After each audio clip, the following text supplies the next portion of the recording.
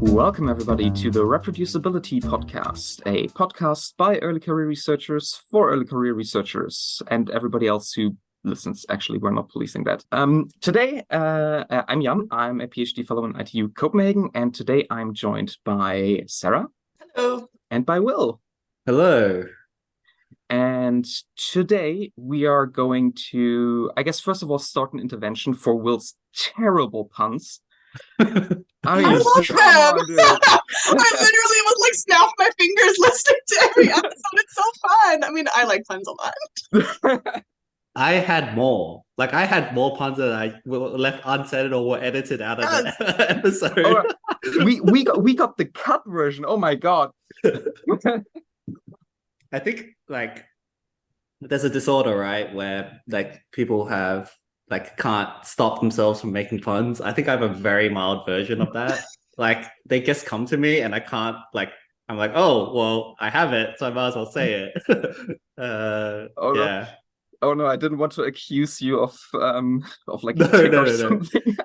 The people from FORRT, so people from FORRT really encouraged making puns out of FORRT as much as I could. Yeah, it's so much fun. They draw out the worst in you. No, when you sent me the formative change file, I had to groan. A bit of a stretch. Look, I didn't quite get that one. I was, it was a little of what do you call it, poetic license going on with that one, but close enough.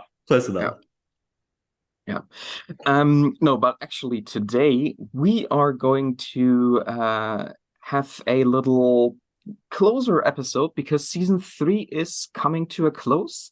There will be probably 1 or 2 more episodes this year, but our more or less regular uploads will stop for this year as we all go into the fall semester and end of year stress. Yeah, take a little break. Yeah, exactly. And for that, today we want to look back at season 3, this year's output of Reproducibility, talk a little bit about the episodes that we had, what were our favorite ones, who were our favorite guests. I mean, everybody, honestly. We can't decide on that. You declare favorites? True. No, I have no favorites. Yeah, and do a little recap. Who wants to start? I mean, us 3, I think we also started the season with our little Reform versus Revolution 2. Nice little bookend. Yeah. Start and finish. I think it's fun to do this because it's nice to also think about whether our changing has progressed a little or our podcast has actually like moved forward. And I really think it has. Like, I really think we covered a lot of ground and made a bit of progress with some of the like ideas we've been bouncing around. So that's been fun. I've really enjoyed listening. Yeah, on top of the ones that I've recorded, I've enjoyed listening to the others that I wasn't involved in making. Like, it's really cool to see what other people are thinking about and what else is happening, outside of your own little world. So I really, really like that this podcast operates as a team. I think that's really the strength of it.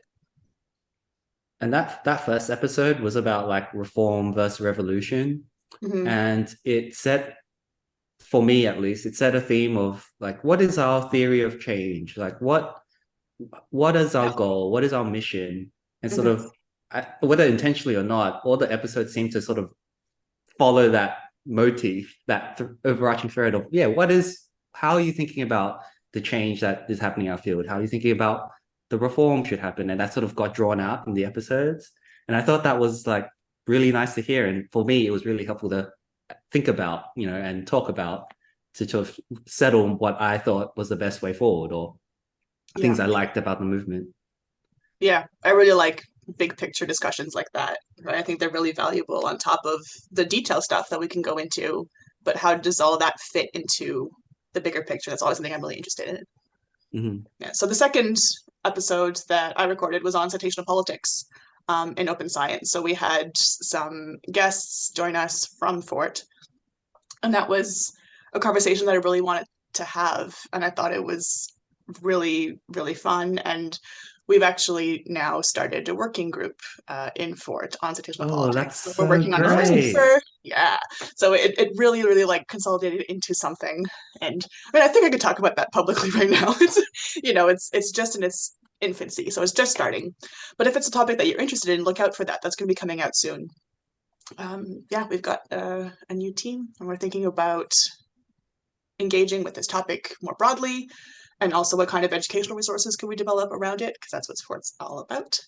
Yeah, very definitely nice. an important topic too, and it also sort of, again, talking about our theory of change, it like feeds into things that we want, right? And also like it feeds into people wanting to change how research is evaluated and assessed, and how researchers are evaluated and assessed, and what we should value in our practices and things like that. So I really like that episode.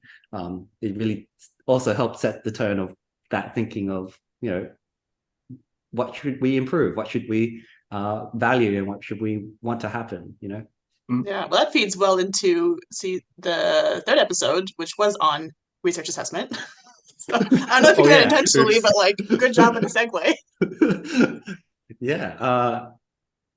Yeah, that was a double feature. We had two papers that had come out around that time, and we were discussing like both of them. If I remember correctly, one of them was about theory development and how we should value that, how we should value when we're assessing researchers, the actual theoretical development and thinking behind the paper, and making sure that's rigorous.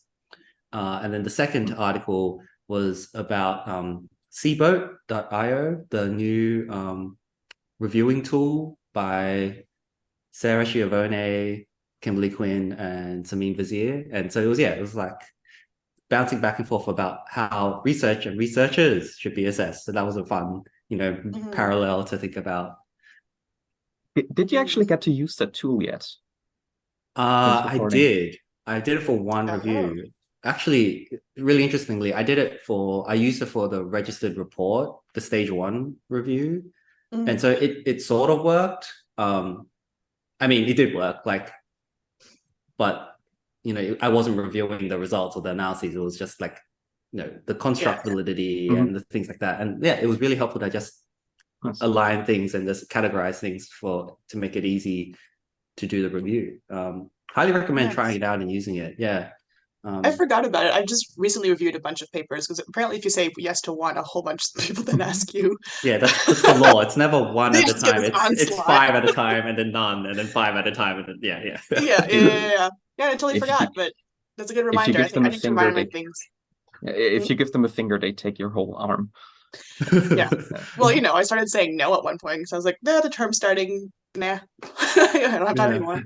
Yeah, review. We really, I mean, I don't know if this is an issue for you guys as well, but at Kai and like my research community, we have a massive problem with reviewers. We just don't get enough of them, which is in part, I think, because it's somewhat of an inflation of submission numbers. But I think it's like a general feeling, a bit of everything. Like everything seems to be slowing down because people don't want to put all their effort into research anymore because they're not rewarded or valued or recognized. Yeah, there's a reason. Who would have thought? Right. And then so people aren't researching. People aren't reviewing. There's more papers to review. So yeah, that combination sort of spirals into a situation where it's not good. Damn those people who want a work-life balance. Do we need more academic hustle culture? Get those reviews out. I did get to a point well into the next episode. Oh, just one last. Almost as if we planned this. We didn't, but absolutely did not. Go ahead. Right. Episode 4, the UCU strikes in Britain. I mean, I'm biased, obviously, but I think this is one of my most favorite episodes this season, in part because I think it is a very important one. With like everything going on, unions and collective bargaining and striking is just so important. It was super relatable for me. because I am part of the UCU and I was Nice. striking, Yep. and I'm still part of the UCU. So yeah. Are you also taking part in the actions at the yes, moment? whenever I can. I mean, it's I've taken part in all the actions so far. Mm-hmm. Yeah. I obviously can't declare about future actions because that's not something I have to do. But everything so far has been okay for me. If I understand correctly, I think the grading boycott is still going on. I haven't checked the update. We had a vote that closed on Friday to see whether or not we continue the mandate, and I actually haven't checked it. I should do that. Yes. As far as I can tell, there's nothing on the website at the time of recording. Okay, by the so time this episode goes out, still going. I mean, I am really surprised how long this has been going on. How drawn out it's been. Like, I'm sort of not, to be honest. It's the impact of it, I think, has been a lot less than what we would ideally want to actually force this university's hands. Mm-hmm. I know that there are several departments at this institution and others where the marking is so easily covered by other staff that it just doesn't even affect what's going on. Yeah, that sucks. Because we don't have enough buy-in, essentially, from the union. There's been so much union busting and so much like work to dismantle collective bargaining power. I mean, I read this. Fortunately, sort of having an impact. Yeah, it sucks. I mean, but also I read this thing the other day. No, I mean, completely alleged, right? This is anecdotal by some person who apparently they got their pay docked for not grading, even though grading is not part of their contract. Oh, that's not okay. And because they are on a research grant, they only did like grading on the side to help their colleagues. And I am honestly baffled and dumbfounded how easy it is to steal money from people that work for you. Oh yeah. Yeah, wage theft is like so easy to do compared to like stealing money from a till. Yeah. And I mean, like the thing is, for many people, this is and like even for me, from a cognitive perspective, yeah, of course, this makes sense how easy it is to, dock your pay, and how hard it is for a normal person to fight back against this in this legal apparatus where you as a singular individual do not really have power all that much. Well, the UCU is gathering evidence to prepare a legal claim. I don't, it's right now, I don't think anything is happening, but they're asking all members who have been docked pay to give them the information they're asking for so they can gather evidence to potentially, if things don't resolve, to really push and take legal action. Yeah, I hope so. I good luck. So. Yeah, thanks. Just the law is not on the labor side in the UK, all the support right? The laws. All the support to the UCU. Make sure, hopefully a bit of hope as well. Going forward.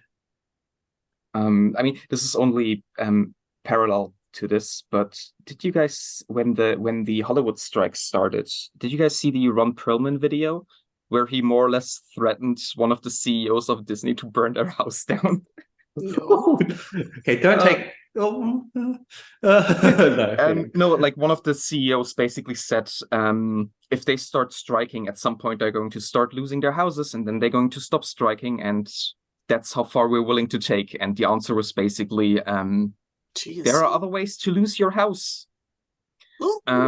Just think about that. And I kind of had to think about this again because for a dean to not pay you, it will not hurt them ever. It will not come back to any like CEO to any dean to anyone high above, because they're doing what they're paid to do, right? Trying to save money. If you survive, they don't really care that much.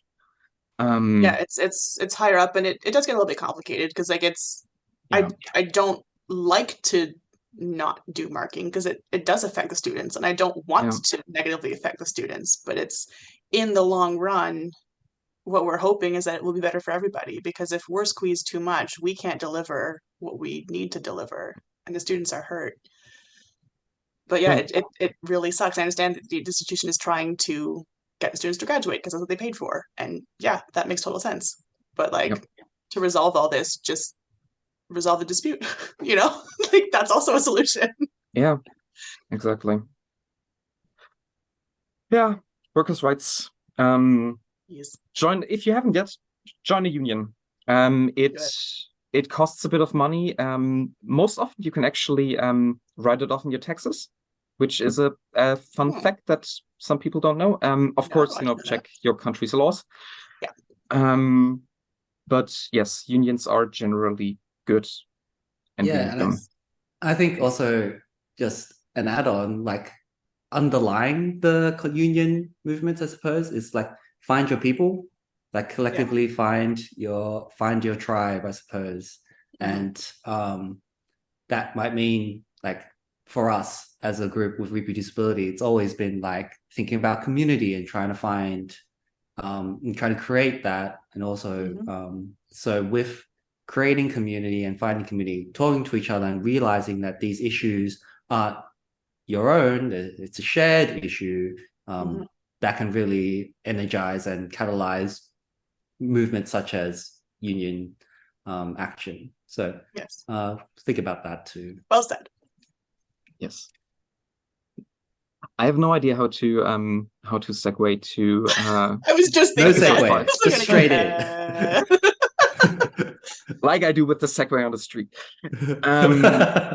Yay! Good fun. So I listened to this episode in Padova while I was at SIPS. I was in a park and it was a beautiful sunny day. So I have a very like vivid memory of exactly where I listened to the computational episode. Yeah, that was a fun episode. It was was that our first guest? No, it wasn't. It was definitely not our first. But cut that one out. That was completely wrong.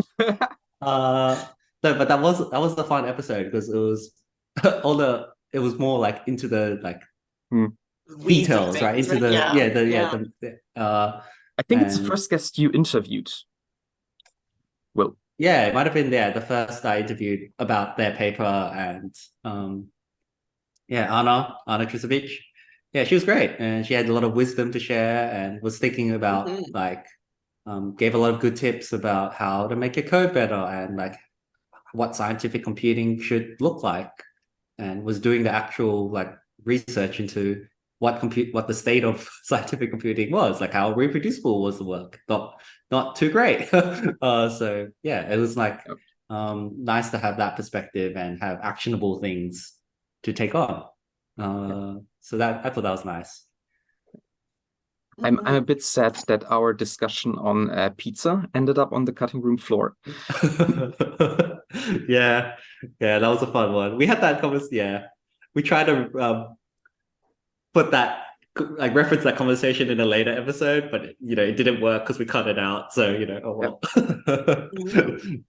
Though I will still publicly stand by my stance that pineapple and blue cheese go awesome on a pizza. Will, why are you shaking your head? Horrid. Awful. I hate pineapple. I hate pineapple on pizza even more. So I like it in smoothies. That seems like appropriate use of pineapple. Or also great in pina coladas. Oh yeah, but I don't like coconut, so I wouldn't be a fan of that. Yeah, that's not good then. I actually learned how to open a coconut recently because I got one in my odd box, and I was like, I don't know what to do with this. It's just like a whole coconut. I'm putting it in my smoothies as a way to like use it up, but I was like, well, now I know how to open a coconut. Random skills that you accumulate. Put it on your CV. Right? Yeah. Yep. Really useful.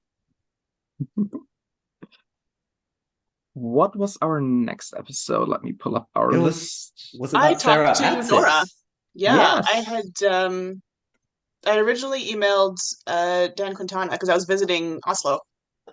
And he wasn't around, but he was like, hey, you should really talk to the students. I was like, okay, cool.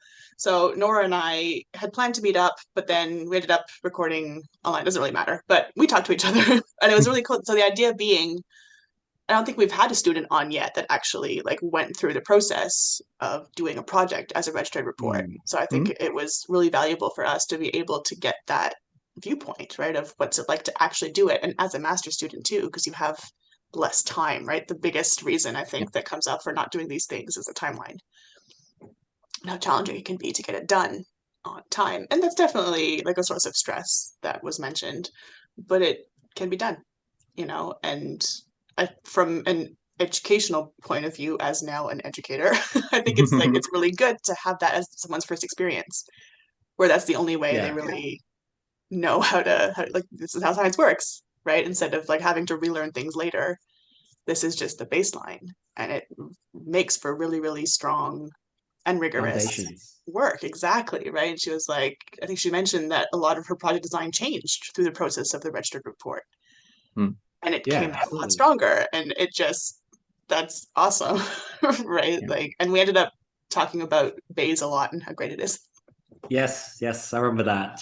Yeah. Yeah, I think like the perspective of so like, you know, how early career researchers, undergrads and grad students mainly are sometimes a little forgotten in the reform movement. Like we've got to educate and we've got to have pedagogical interventions to help boost the credibility revolution. And so what that means is like, okay, we also need perspectives and like, you know, different methods to try and improve that research training. And so like hearing that perspective of, you know, starting off with a registered replication, like even just starting off your grad school with like a replication project seems like a really, really good idea, and one that will like couch the rest of your academic career in the fundamentals, right? Rigorous method design, things like that. Yeah, I've always thought the replication should be like the project that is done in methods classes. Because like it's, you learn so much. You learn so much about how difficult it is to replicate something, how much information is missing in so many papers. And yeah, how things actually don't replicate necessarily that easily. So it's such an important lesson, and it builds into something bigger. I think, you know, it's all very exciting to start something new and produce something novel, but I think there's something of equal value in confirming or trying to replicate someone else's work. Right. That episode sort of gave me the view that like what the current track or the traditional research track that we're all doing is kind of like pulling the wool over everyone's eyes. Like it's not really revealing what we should be doing like in our science or what we should be valuing. It's sort of saying, hey, here's this recipe and this track that you should just keep following and keep doing. And it's like, no, hang on, like let's pull that back and like have a think about what's meant to be happening and what we value and what science should look like and what science should be. And then like a replication project is a really great way of just having those be front and center of the course or whatever, the learning, right? So love that. I mean, this might be a slight tangent. I like one of the great things I find about the replication crisis is that we did the replication crisis. We realized all of our methods are kind of meh.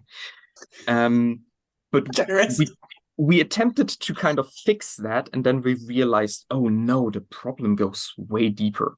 Why we now, you know, have these papers coming out talking about the theory crisis, and we talk about computational modeling. We're talking more and more about non-post-positive critical rational research, and I feel like we're kind of in a situation now where we open up our science to way different kinds of knowledge generation. I mean, to the point that, you know, saying replication crisis nowadays, I think it is going to start losing some meaning. You know, I think it is going to become more of a historical term, but we were still called reproducibility and theory.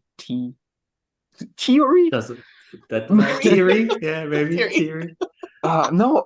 Now I also start. I haven't even done one pun this episode. It's just you, God. Hoisted by my own petards. But yes, what I kind of wanted to mention, like with like when you learn to do like these replication studies, when you get into like Bayesian statistics, try to think about what are we actually doing when we do inferential statistics, what's the philosophy behind it. You start to get this larger view of knowledge generation and what we're doing. And I think that is really valuable.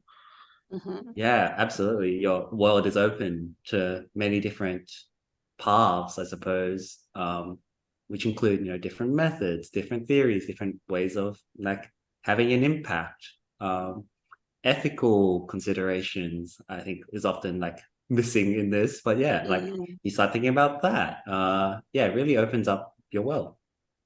Yeah. Trying to work that all into a course is really interesting. It's challenging because we're limited in time always, and there's every time I come across some, almost on a daily basis or at least weekly basis, I'm like, oh, I need to teach this, and I need to teach that, I need to, I need to make sure I cover this and that and that, and there's this like ridiculously long list of things that I will never have time to all cover. So it's trying to prioritize, but like, yeah, it's super important to me to talk at least about open science in some way, shape, or form, open scholarship more broadly. You're getting the ball rolling for these students, and they can then snowball themselves and find these resources, or find these you can't cover everything. But I'm finding I'm kind of jealous of students who come up, like the last episode you recorded, right? Is like was involved in a big FORRT project. I was like a master's, and I'm like, I didn't know about any of this stuff at that time because no one told me. I'm like really jealous of students now being exposed to this stuff, and like I wish I'd known earlier. But I know now, so do what you can. And not a race. Yeah. And also like what I didn't knew as a master's student was that the scientific community was even open to me. I mean, a lot of it isn't, but stuff like FORRT is out there, and they will take you even if you are still a master's, and you are already working in a very advanced degree. You're a highly skilled, specialized worker. There's so many communities you can find, including creating your own with reproducibility. But I mean, that's why I was so drawn to sysmus, which is short for systematic musicology, as a student, because it's a conference hosted by students for students. And so you are a researcher at whatever stage you're at. Like even undergrads came to this conference and presented their work. So it was a really, really supportive and positive community. And that's one of the things that I was really, really drawn to in it. So it's again, finding your people. It's called sysmus, like CIS? SYSMUS. Okay. Systematic musicology. I mean, it has a longer name than that, but that's what those two short things stand for. Cool. It will be in the description below. Yes. Yeah, if you happen to do music science related stuff on the off chance. I'm not quite sure how our listenership is precisely what consists of what kind of background. So there might be people there. There might be. But talking about open science, it is also a lot of work. And that's what you two talked about in the next episode. Yes, we did. How a lot of our workload is invisible. That was a great episode. Like the paper that it was Thomas Hostler in the Journal of Trial and Error, and it was about invisible workload and like a anti-capitalist critique of like current academic work structures and like how negatively impactful it could be, and that we need to, in the reform movement, have to change those structures, because if we keep those structures the same, then all of our change might actually increase the workload for everyone and create more problems. Like I thought that was a very good perspective to discuss on our podcast. Yeah. My favorite thing about it is that we talked about capitalism. It's like, yes, finally, like we're naming the big C, and like talking about being anti-capitalist, because to me it goes with being feminist. It goes with like all the values and politics that I hold. Anti-capitalism is part of it, and I think we definitely need to start thinking about that more explicitly in the academy, because it ties into all these workload issues, and it ties into labor movements, and like all of these things are linked. Right. Like, I We have mean, to actually name it. UCU strike episode, and even like, you know, on the episode with Nora, click on name, Nora, the episode with Nora, even that, like, you know, how they felt like they didn't have time to complete and finish, like they were sort of almost rushed through, like, you know, like time as a resource, like they all blend together all these threads, they are coming together in that sort of way. Yeah. To be fair, I think on the official reproducibility bingo card, capitalism is kind of the center field, though, because it impacts our lives Free so space. heavily. Yeah. And I just feel like it's not talked about explicitly enough in all spaces. Certainly not in like mainstream spaces, right? It makes sense here because we obviously are interested in this kind of stuff. But I mean, a lot of the stuff that we do that we don't get paid for is because it isn't deemed valuable, or in academia, by our universities, right? Or it is thought to be valuable, but with current structures, it's just like doesn't bring the value to the person who created the thing, right? Like people might say, oh, that was really valuable. Like, for example, this podcast, that episode was really like useful to listen to, but by traditional metrics for how we're evaluated, we don't see the return of that value. No, it's a blip, right? It's a, oh yeah, good job, you did this thing that's really cool. Right. But on a bigger institutional scale in general, what's valued more is the grant money and publication. Yeah. But I mean, I want to hope that's shifting. Like I know that there's some work in podcasting in general to make it more like to publish scholarly podcasting and to make it something that is actually valuable and counted as a full publication, because this is scholarly work that we're doing. Also, our whole second season has DOIs now via DOSF. I managed to set it up, and I will do that for the third season as well. In between, I got blocked by the OSF because they suspected I was spam, but so many in a row. Yeah, I mean, I created like 15 projects in the span of half an hour, and they don't like that. I mean, kind of related to this, I really want to do an episode at some point about the open source community. Be like the people who create software that is then free to use, where you have the source code, you can freely adopt it, which also has a decent overlap with academia, because a lot of scientists produce software as part of their work, and oftentimes, at best, you get a citation. We talked if you get that citation. Exactly. We talked about this in the computational replication episode, I think, about cite your R packages. Yes, we did. Exactly. I can only. It's all coming together. It's all cohesive. Yes. Yeah. As if we planned this season, which we absolutely did not, beyond our Excel sheet. But science is very interconnected. Yes. Everything works with everything. The next one came out of my visit to Oslo. So I went to visit the Reproducibility Club there. And then I talked to Agatha, and we decided that it would be nice to record an episode together, because I thought that it would be really cool to feature the work that they do as an open scholarship center that is university-wide. So I talked to Agatha, who both work as part of that institution, and I just think it's such a great model, and based in the library, which is really exciting. So it ended up just being a big celebration of like libraries, which is really fun. And that's why there's the Arthur song as part of the title. I mean, featuring libraries is such a good idea. Like, they're just traditionally undervalued and just sort of underutilized group for many academics and many researchers. And so highlighting them as a group and being part of the research community, absolutely, yes. It was a great idea. Yeah, and a great model, I think, for hopefully other research or open scholarship centers, right? I would love to see that kind of thing at my institution and in any institution, that it makes sense that that's the home for open scholarship institution-wide.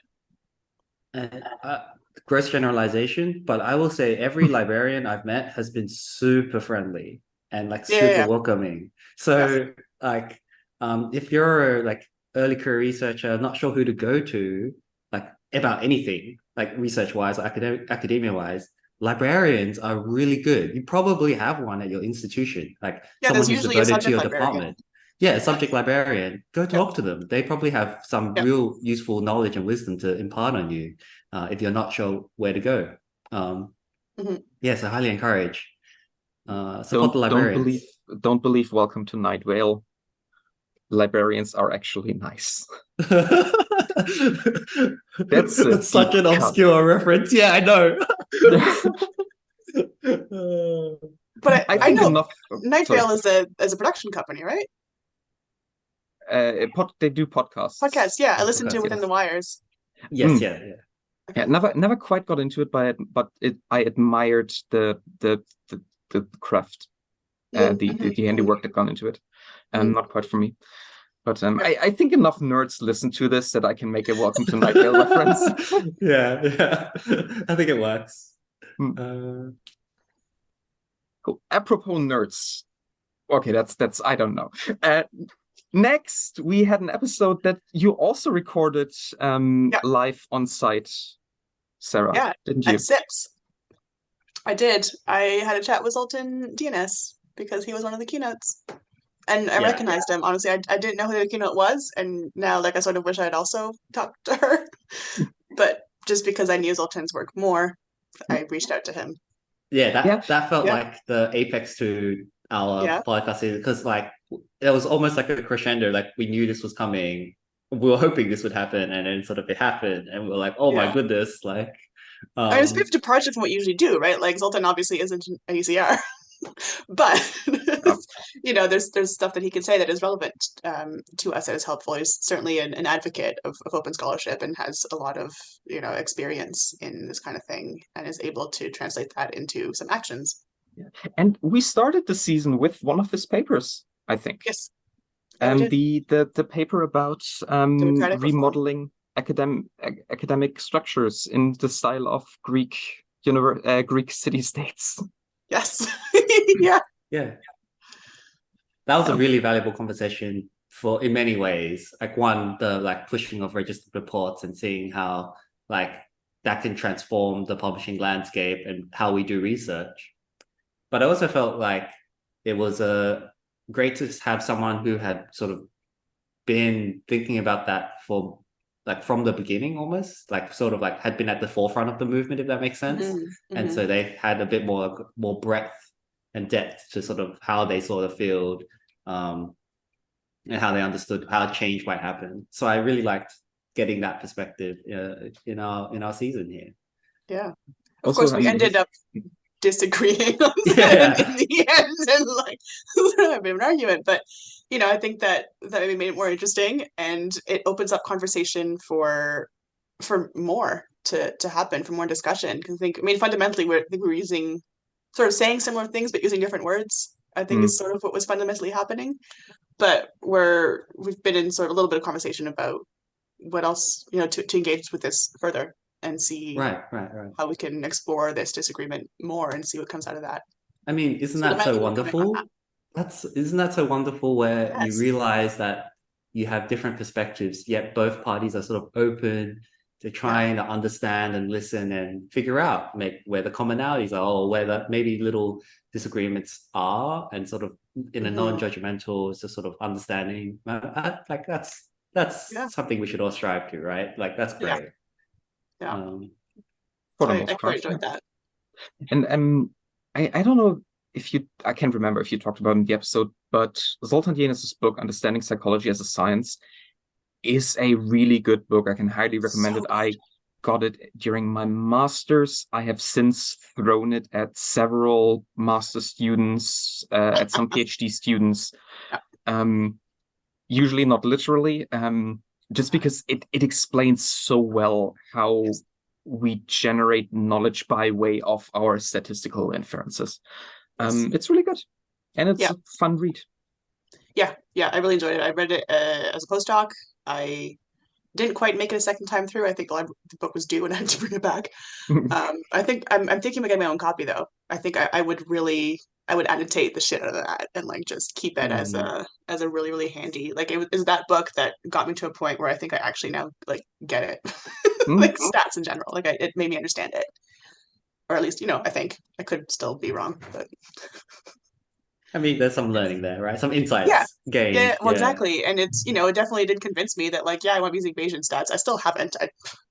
That's still an ongoing project for me to get around to actually learning how to implement it because I think I get it. I just haven't done it yet. But that's a future project. Yes. Speaking of things that we're trying to learn and then implement, this segue just did not work. Yeah, I guess I took a handle of the rest of the season. I happened to run the next 3 episodes. But yeah, this first one was the trying to introduce change to a sort of collective community. It was brought on my friends, Bjorn and Sabrina, to talk about implementing a pre-data poster session at our conference. Nice. At the Vision Sciences Society. And talking about trying to implement things, like we sort of thought, oh, pre-registration, we talked about that a bit, like how can we make a feature at the conference? Oh, maybe a pre-data poster session. And then it was nice to also explore how early career researchers can make an impact at these academic conferences and in these academic societies to make the landscape feature more open science or be more friendly to early career researchers and so on and so forth. So that was quite a fun episode, I think. I must say, when I listened to it, this like having registered reports in the form of posters at conferences is kind of exactly how I could envision registered reports working in my community, where we mostly publish at conferences. We have this really tight turnaround. We cannot really do registered reports in this current publishing system. This could be exactly the solution. I really want to throw this at somebody who can make decisions. I haven't found them yet. Yeah. I mean, I've been thinking about doing a pre-data poster for a conference this next year. But I mean, I asked, like, we prefer, posters with data. And I was like, okay. All right. So here's why. I can pilot it though, so I can have some data. Yeah, so that's kind of what we did. We piloted it, and like, and we talked about it in the episode. Like, sometimes it's a matter of emailing and like saying, hey, like to the leadership of the conference or whatever, saying, hey, this is going to take very little work on your end. I'll do the organizing and whatever. Just we just want a space, and sometimes they'll be open to that, and that's great. That's fantastic. So again, talking about implementing things, same kind of thing with the next episode with David Reinstein and the Unjournal, like a very different perspective on how to create change. That episode was super fun too. Another one of my interviews. And if I may, a very good one, I think. I found you really guided you asked really good questions. I think you guided very well through the episode. I really enjoyed listening to it. It was like, it was funny because we started from sort of the same perspective but from very different areas, right? So like David, professor in economics, no longer doing the professor thing, but like trying to initiate this unjournal thing in his way, and me kind of taking a different approach through reproducibility and sort of dipping my foot in the journal space, and then we sort of eventually the conversation merged to one space, which is kind of fun, one perspective. And talking about how we were talking into like things about value, like how the scientific publish system generates or actually captures people's attentions and devalues our research and our work. So simply creating a better platform should be more valuable and people should take it on. That was a really fun thought, a really fun episode. The Unjournal is just a really interesting initiative that I want to see like make an impact, make a splash. It's just in its infancy, but it's a good idea, trying to take evaluation out of the hands of for-profit publishers and actually valuing that evaluation and also thinking about how that evaluation works. Seems like a really good idea, really good issue. Yeah, totally. What And was your then third one? yeah, the bookend, the last one was from crisis to positive change. I think That's a it works. stretch. That totally That's does no, work. I still Positive. stretch. Okay. Well, I thought The that was puns a in the really episode are really good. I mean, yeah, I guess you had to kind of listen to the episode to then understand what the title meant. But yeah, the that was a really great competition. I loved featuring FORRT again, our sister organization. And also how, yeah, that episode was just full of like looking looking forward, looking towards progress, saying, hey, we have achieved things, which is like a narrative that is missing from sort of the discussion around our movement. And of course, the point of their paper. And it just, I left that episode feeling really inspired and hopeful for the future. That's not to say I didn't feel that from the other episodes, but this one was, it was clear. I don't know. I really highly recommend everyone listen Yeah. to the spill the tea section in that Yes. episode. That's so good. Like that was some of the best tea spilled, I think, of the whole season. Yeah, just that. I think like it was again we had like a crescendo to Zoltan, but that was sort of a known crescendo as what. But this season, like with that episode, that was like also a crescendo into the like look what we've done, look at what we achieved, look what can be done, like things can be Yeah. better. Yeah, so that felt really great. Yeah, so important just to celebrate. And I love how often hope was brought up, and it made me think of Mariam Kaba, and she says hope is a practice. It's something we have to choose to do on a daily basis and choose to be involved in. And that can be sometimes difficult, but it's communities like the ones that we are involved in, like Reproducibility, like FORRT, that make that easier and more possible. Yes. Yeah. I think it valid it's a two-sided thing as well, where in our episode in that episode, we were validating everyone, sort of this like pressure that everyone's sort of feeling. Like there's a bit of unease in the world, there's a bit of unease in academia and A bit. science. Yeah, being a bit generous. Okay. Okay, some amount of unease, some amount of yeah, uncertainty, and so acknowledging that, but saying, hey, we can be hopeful, we could be looking forward, and sort of allowing people to have that validity of like being uncomfortable and being unsure, but also being like, hey, but we're getting somewhere. We're moving forward, and we have real things to be like proud of and to be happy that we've achieved since from where we've come. Yeah. So I thought that was a really great message to have. Yeah, In absolutely. the episode. Yeah, we don't know where we're gonna end up, but it's gonna be different from where it is now. Mm-hmm. Right, like, and I don't know, this is maybe a little bit on the darker side, actually, not hopeful, but in like 4 or 5 decades, is there going to be an academy like there is now? Like, probably not. Right, like in our lifetimes, we're not going to have jobs like we do now. Not in the way that it looks, right? But it's things like this that I'm hopeful that we can actually pull off more community focused, just ways of living in general and that we aren't have capitalist, agency. patriarchal, extractive, but that are collaborative. Yeah. And well, feminist, really.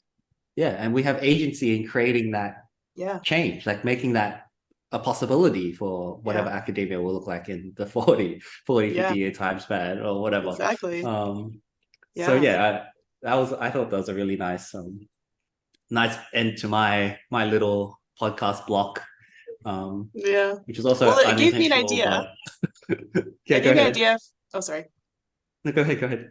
It gave me an idea for a potentially new segment that we might add next season, because you're talking about celebrating each other, right? And like being in community. And wouldn't it be fun if we invite our listeners to send in compliments, praise?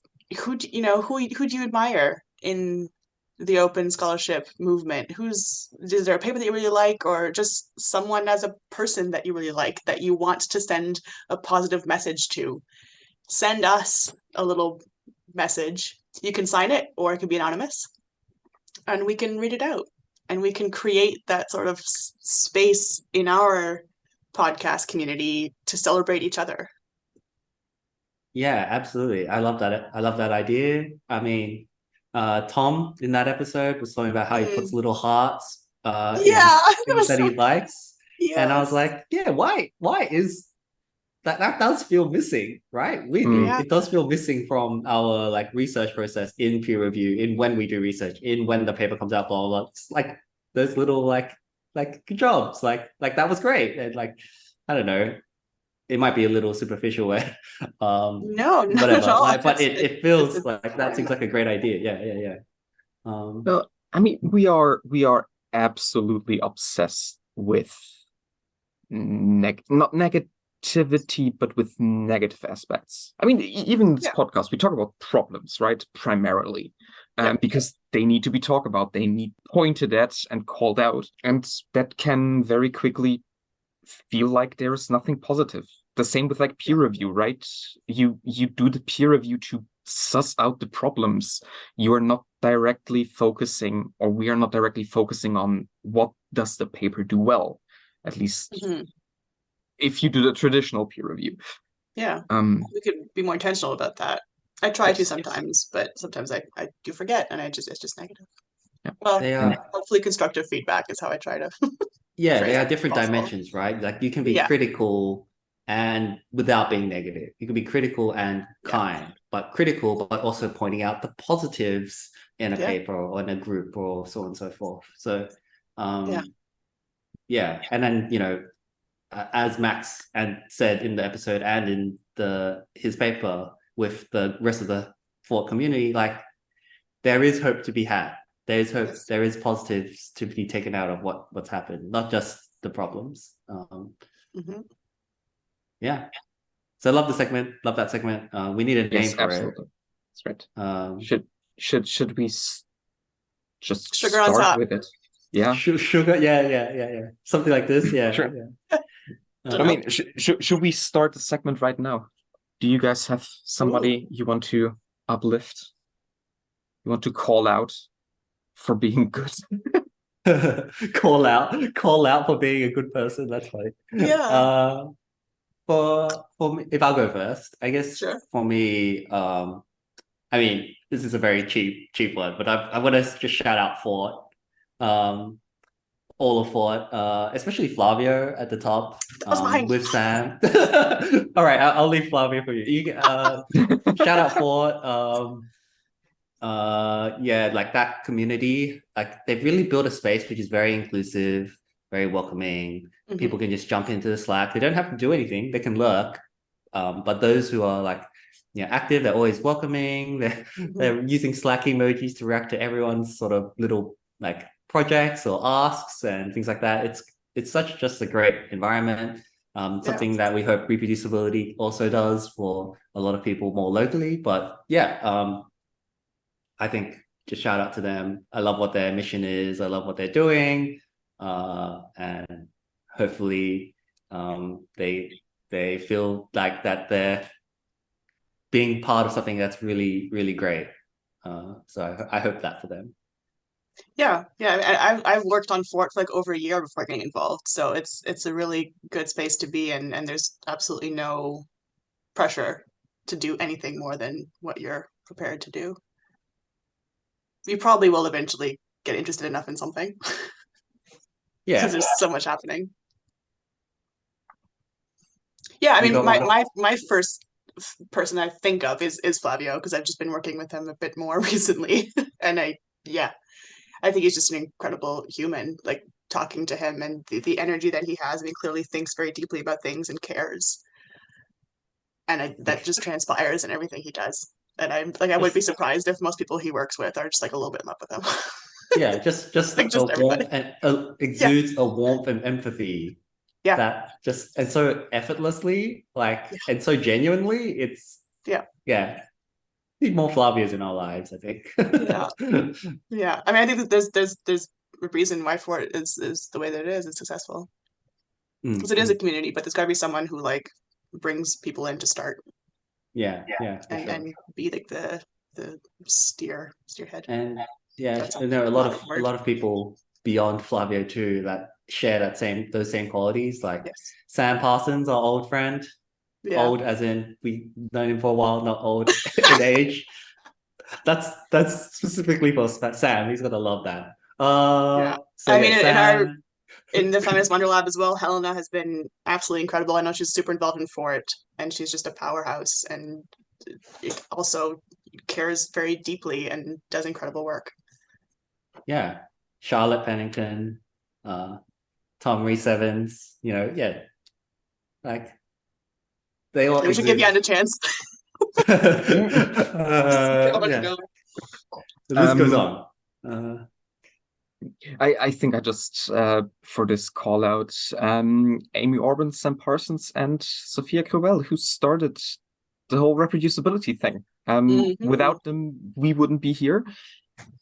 As in this recording session right now. I wouldn't be at this point in my career without reproducibility. It has become a huge part of what I do.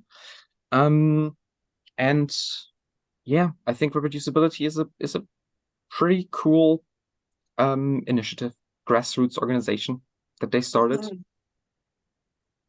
Yeah, it's pretty cool. Yeah, I'm biased, them. but I mean, you're spot on. It's been such a positive impact for many, I think, and I'm still surprised by it, to be honest. Like, you see reproducibility journal clubs pop up here and there, and they say, like, the members are like, "Wow, like it's been such a help. Like, I've gained I found people. I've gained like insights into things that I would never have come across." And it's all just grassroots, early career focused.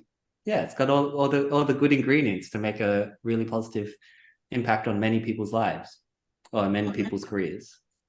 Yeah, I think it's gonna be a really nice segment. So send us your compliments, not to us, to other people, or us if you want. No, I want them too. Send me some compliments. Yes, please praise us. I think this is a good place to kind of wrap up this episode and to some extent this season.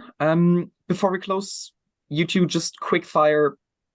If our listeners were to re-listen to one episode, which one?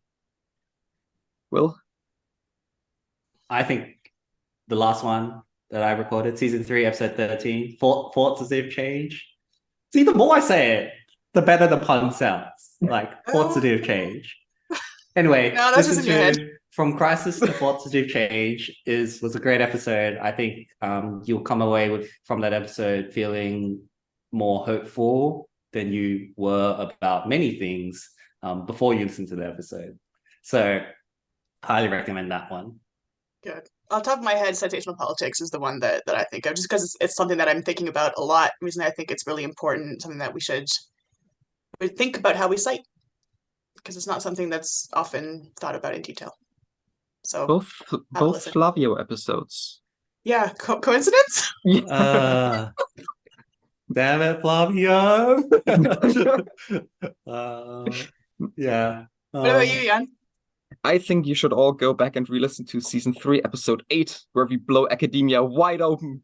It's the revelation of everything. Or I just messed up the numbering of the episodes. No, I think go back and listen to the UCU episode with Kat and Ilse. I think it was a very sometimes a little bit bleak talk about workers' rights. But we as academics, we are workers, and we should gain class consciousness. Yeah. Yep. Absolutely. That's a good sentence to end the episode on, I think. Cool. I mean, to close out, where can people find us? Sarah, what about you? I'm still on Twitter for now, at Sarah _ or X at Sarah _ Sauve. And I'm on TikTok at Madom YYT, MADOM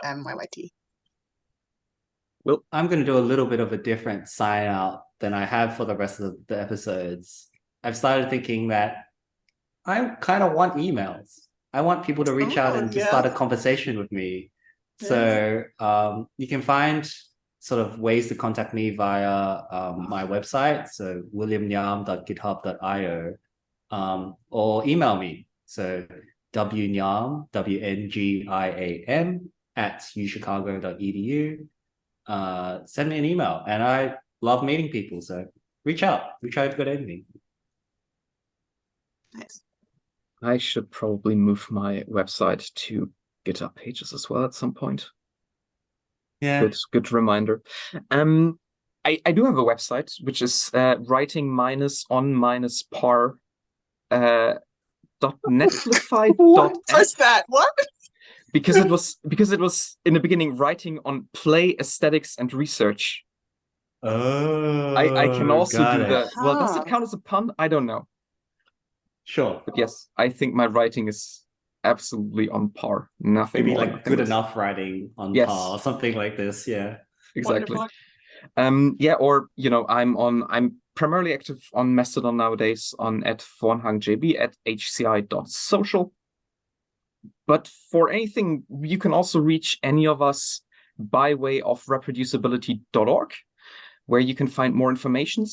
Down below, you can also find a Google Forms via which you can submit recommendations, questions, and praise for people you want to have praised. You want to be praised. English. Great. To have and be praised. Yes. It's not my first No, yes. That was like a vow to have and to hold. Put your wedding proposals into our inbox. We will read them aloud for you. Okay. All right. Thanks everybody for listening. Goodbye. Bye everyone. See you next season. Bye.